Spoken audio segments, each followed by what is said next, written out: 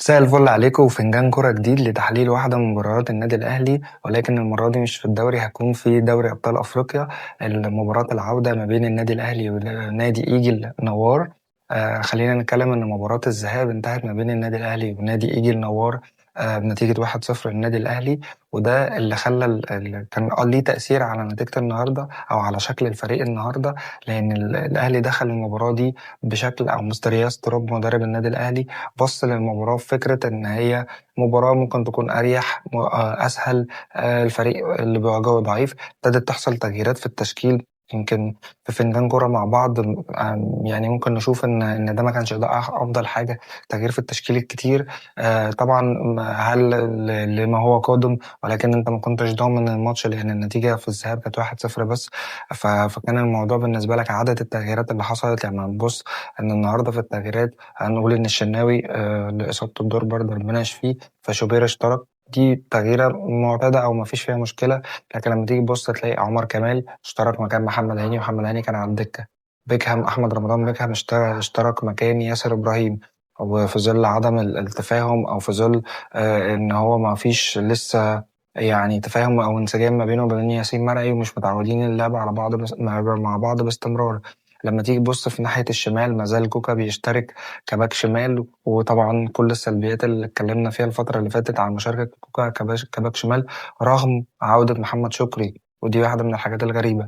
مشاركة في نص الملعب كان ديانج ومروان عطية، طبعا لحتة التأمين الدفاعي. ودي كانت من الحاجات الكويسة اللي حصلت، فكرة وجود ديانج ومروان عطية، لأن هم أدوا المباراة بشكل كويس جدا جدا جدا. قدامهم بالرمضان اللي لأول مرة يلعب واخد راحته عن كل ماتش. في التشكيل بيبقى فيه بن شرقي تريزيجيه، بيبقى فيه زحمة، بيبقى هو مرمي على ناحية اليمين شوية. طريقة لعبه تترمي ناحية اليمين شوية عشان خاطر يساعد مع زيزو وهاني. ولكن النهاردة هو كان واخد حرية في الحركة، وهنتكلم عن ده في أثناء المباراة. نتكلم قدام في الوينج اليمين كان موجود طاهر، وفترة بقاله فترة ما كانش بيلعب أساسي. في الوينج الشمال كان موجود أحمد عبد القادر، وبرضه ما كانش فترة ما بيلعبش أساسي. كان قدام منهم جراديشار، طبعا محمد شريف مصاب، فجراديشار هيلعب أساسي. فده حصل بعض التغييرات أثرت على شكل الفريق اللي هو اوريدي في الفترة الأخيرة، أو هو بشكل واضح الفترة الأخيرة ما بيقدمش أفضل أداء. الأداء ضعيف. فأنا كنت شايف إن أنت الأداء ضعيف، أنت محتاج ترجع الأداء قوي، وبعد كده تبتدي تبص لراحة اللعيبة. لأن ممكن النهاردة كانت تحصل واحدة من مفاجآت دوري أبطال أفريقيا، لو أنت بتقابل فريق قوي شوية عن فريق إيجي النوار، كان ممكن يكون الأهلي النهاردة مش متواجد في دوري المجموعات، وتكون واحدة من أكبر المفاجآت في البطولة. لأن لما نيجي ندخل في الماتش هنلاقي إن مع بداية الماتش الأهلي بينافس نفسه في حتة الأسوأ، لأن من أسوأ لأسوأ في الأداء. لما تيجي تبص الشوط الأول، الأهلي ما قدمش أي حاجة تذكر الشوط الأول إن هو يقدر يكون من بداية بينهي المباراة، بيخلص، بيقدر يستفيد من اللعيبة اللي موجودة اللي موجودة وتلعب وتاخد فرصتها وتشوفها بشكل أكبر. ومع المدرب الجديد يبتدي يريح لعيبة، يبتدي يجرب لعيبة تانية، يغير مراكز. لا، ده ما حصلش. والأهلي من بداية الماتش ما كانش فيه الحمية، وما كانش فيه القوة، وما كانش فيه الضغط القوي جدا إن أنت تخلص الماتش ده من البداية. ممكن واحد يجي يتكلم يقول بس حصل طرد. عايز أقول لك إن الطرد حصل في الدقيقة 16 أو الدقيقة 17. الاهلي من الدقيقه الاولى للدقيقه 17 ما قدمش اي حاجه تذكر، عشان نقول اصلا لما حصل الطرد فده اثر على الفريق. طبيعي انه ياثر على الفريق، بس انا لو انت سالتني الفتره اللي فاتت، جلاديشار من محمد شريف الاثنين كانوا وجودهم في الملعب ما كانش اكنهم ما بيلعبوش اصلا. وان الفريق ناقص واحد، انت كنت تقدر تغير الطريقه ويظهر فريق بشكل اقوى. بس فين الحميه؟ دايما كنت بشوف ماتشات للاهلي فيها فكره ان ممكن الاهلي يبقى خسران خسران، مش متعادل وكسبان ماتش، وعنده الضغط وعنده الحميه وبيتعادل وبيكسب. ده مش موجود. ودي واحده من المشاكل الكتيره جدا او الكبيره قوي اللي موجوده في الفتره الاخيره للنادي الاهلي، فكره الحميه على الكوره والقوه والضغط. وان ايا كان ظروف الماتش، ايا كان نتيجه الماتش، ايا كان الدنيا ماشيه ازاي، انت النادي الاهلي وانت هيبه النادي الاهلي. وده ما كانش موجود النهارده. لما تتكلم عن الشوط الاول، كان شوط سيء جدا جدا جدا شكلا ونتيجه واداء وكل حاجه، مع الطرد، مع ان انت ما عملش اي فرصه على الجون تذكر. ما قدمش اي حاجه. كان الفريق اللي يجي النوار كان بينقل عليك كوره. يمكن لو تسالني مين افضل لعيب في الشوط الاول، كان في لعيب في يجي النوار اسمه كريم كابانا ده كان أفضل لعيب في الشوط الأول، تحركات، وكان بيظهر لكل لعيبته، بينقل الملعب، وعمل فرصة على الجون. عمل أداء قوي جدا جدا على لعيبة النادي الأهلي.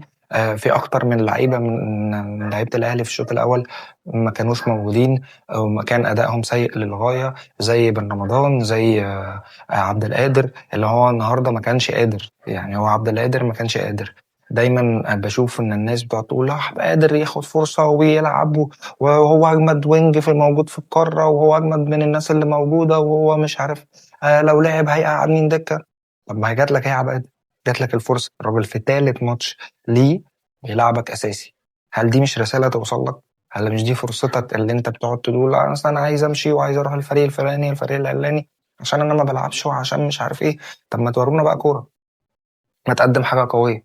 ما قدمتش أي حاجة تذكر في الشوط الأول أو على مدار الوقت اللي أنت شاركت فيه. لما تيجي تبص في الشوط التاني اتحسن الأداء نوعا ما في الشوط التاني للنادي الأهلي. ابتدى يحصل إن ابتدى في استغلال للكور، ابتدى يبقى في عرضيات، في ركنيات. مع برضه تعليق على فكرة الركنيات إن طاهر هو اللي كان بيلعب الركنيات. يعني طاهر لما جلدشار اتطرد، فطاهر لعب مهاجم. فمفترض ان انت المهاجم، وطاهر بيتميز برضو ان هو عنده فكرة الاشتراك والفايتنج على الكرات العرضية. ان هو عنده قوة وعنده امكانية ان هو يقدر يجيب كور بدماغه. طب كان ممكن برمضان هو اللي يلعب الكور الثابتة اكتر من طاهر، اللي كانت حتى وهو بيلعب الكور الثابتة ما كانتش احسن حاجة بالنسبة له. حتى التغييرات اللي اتعملت، يعني مستر ياستروب حس ان ايه الاداء سيء، وكان واضح كده من بداية الشوط التاني. أول ما الشوط التاني، قبل ما الشوط التاني يبتدي، يعني كان المساعد بتاعه بيقول للعيبة التغييرات هتتم إمتى ومين هيتغير ويتغير الدقيقة كام، ومين بعده ترتيب التغييرات. وهنا بيحط سيناريو للماتش وبيشتغل عليه. هو ده حلو، بس طبعا مش طول الوقت حلو، لأن ممكن في متغيرات تحصل تغير سيناريو الماتش. ولكن فكرة إنك راسم سيناريو للماتش تشتغل عليه. وجه الهدف اللي اتحقق للأهلي في الدقيقة حوالي 57 أو 58. يعني الحمد لله على السلامة لعمر كمال. يعني أنا بشوف واحد من الناس اللي لو مركز في الملعب وفي وقت مشاركته، هو من أفضل الباكات ومن أفضل الوينجات في الزيادة الهجومية. ويجيله فرص. يمكن فرصة من الفرص اللي جات له في ماتش الزمالك في آخر دقيقة كان يقدر يجيب الهدف الثالث للأهلي، ولكن حطها بشكل مش أحسن حاجة. النهاردة حط الكرة بشكل كويس جدا جدا، وادى الافضليه للاهلي وادى الاريحيه للاهلي. ابتدت تحصل التغييرات، ابتدى يحصل تغيير في طريقه اللعب. مستر ياستروب ابتدى يبص ان هو طب انا تمام، انا جبت جون، وابتديت ابتدى يلعب خمسه في الظهر، خط الظهر. كان بيبقى ياسين وياسين وبيكهام، ونزل محمد هاني. تمام. لما طلع بن رمضان، طبعا تغيير بن رمضان دي كان بالنسبه لي هو لسه عامل اسيست، وكانت اداؤه ابتدى يتحسن. كنت شايف ان هي تتاخر شويه، فراح مخرج بن رمضان ومنزل محمد هاني، فبقوا ثلاثه، وخلى عمر كمال يلعب باك يمين، وكوكا زي ما هو باك شمال، فبقوا خمسه. قدام منهم ديانج ومروان عطيه. وراح مخرج عبد القادر ومنزل تريزيجيه، اللي هو مفترض هو كان هنا بيلعب على فكرة ان خمسة في الدفاع، وفي اتنين ديانج ومروان، فقفلوا الملعب. وفي نفس الوقت وفعلا ابتدى فعلا الاهلي يظهر بشكل دفاعي بشكل كويس. ابتدى يظهر بعد كده. خد بالك ان الراجل ممكن يكون عمل كده بسبب ضعف الدفاع الفترة اللي فاتت، فالزيادة العددية اللي عملها ورا دي كانت مهمة عشان يحافظ ان ما يدخلش فيه اهداف، ويستفيد انه جاب هدف. طبعا عايز يعتمد على تريزيجيه في حتة إن هو عنده السرعات، مع وجود طاهر اللي حاول على قد ما يقدر إنه يشارك، ولكن مش مركزه كان مؤدي. ولكن ما فيش أي خطورة تقدر تذكر من طاهر في حتة رأس الحربة. لما تيجي تتكلم على التغييرات اللي بعد كده، ابتدى بعد كده ينزل ياسر إبراهيم، ينزل بن شرقي مكان طاهر. ابتدت يحصل أكتر من تغيير لتثبيت فكرة إنك بتلعب بخمسة. طبعا هي الطريقة اسمها 5-3-2، ولكن طبعا عشان انت مطلوب منك واحد، فانت بتلعب 5-2-1-1، بحيث ان انت النهارده ما عندكش في لعيب ناقص، فانت بتدافع بخمسه ورا، وقدامهم نيانج ومروان عطيه، وفي تريزيجيه كان بيزيد بالسرعات، وقدامه بن شرقي او طاهر لما كان موجود. على مجمل المباراه، لو انا هسمي المباراه دي عنوان، هسميها بعنوان اتسطرت. الأهلي مستواه سيء للغاية. الأهلي ما بيقدمش أي كرة تذكر. الأهلي ما بيقدمش أي جملة في الملعب. في لعيبة غريبة جدا وأدائها أغرب. أكتر الحاجات الغريبة بالنسبة لي هي عدم مشاركة محمد شكري من بدري. كوكا ما بيقدمش أي أداء كويس في حتة الباك الشمال. في أخطاء وفي كوارث موجودة في وجود كوكا في الباك الشمال.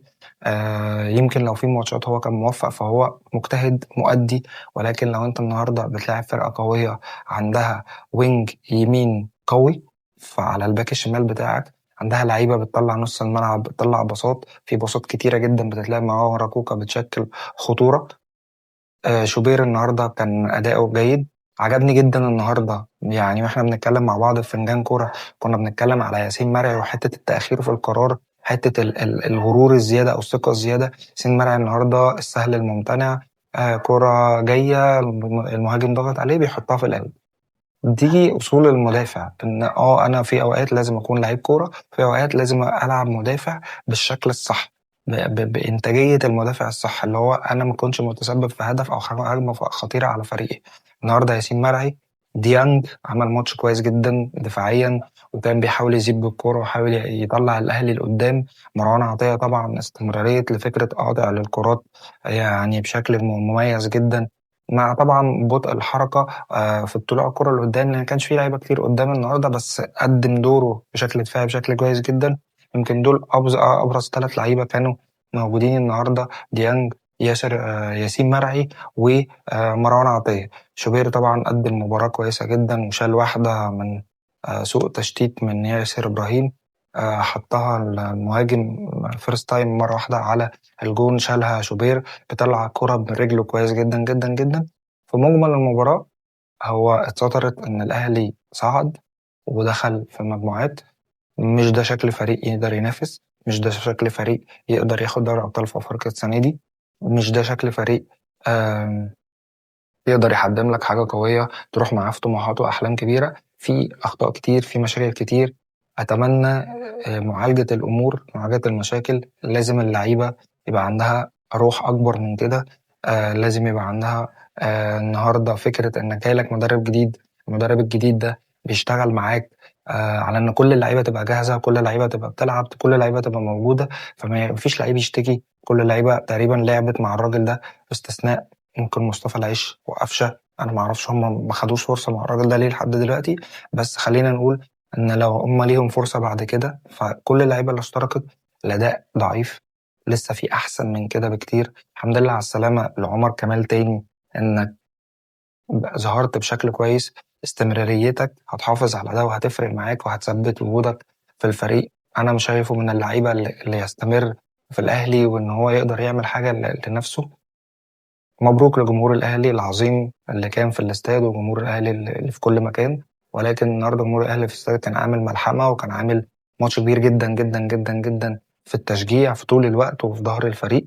وده المعتاد دايما من جمهور الأهلي الحقيقي اللي بيقف ورا فرقته في كل وقت. نتمنى التوفيق للأهلي الفترة القادمة في كل من الماتشات. شكرا لكم جدا. مع فنجان كورة نتقابل في فنجان كورة جديد. شكرا.